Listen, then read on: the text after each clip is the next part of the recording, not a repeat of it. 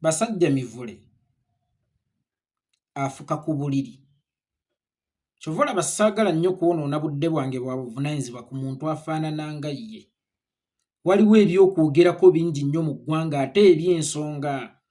Kati batutegaatega ebintu ntunga bino bijje bituwugule bitujjenga ku mulamwa. Ndeke okwogera ku nsonga y'emmwanyi abalimi gye beesunga. Ndeke okwogera ku nsonga y'abasuubuzi. Ndeke okwogera nzibiikirize ekyabwanika ne Katuntu okugenda mu NRM. Ye oli yagenze mu NRM, omulala yagenze mu State House, kyonna kye kimu.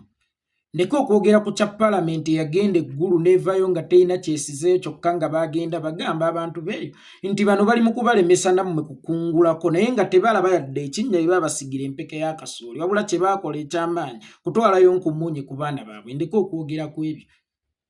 Njogere ku basajja mivule omusajja afuka ku buliri ku myaka gy'aliko eyalemwa n'okufuna eddagala erisobola okumuvumula okufuka ku buliri.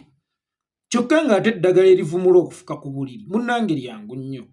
Asobole okufuna eddagala erimuvumula obwavu ng'anoonyereza ssente dduniya agigobye okuva lwe yazaalibwa paka wuuyo anaatera kufa birwadde bye naye nga tannazifuna.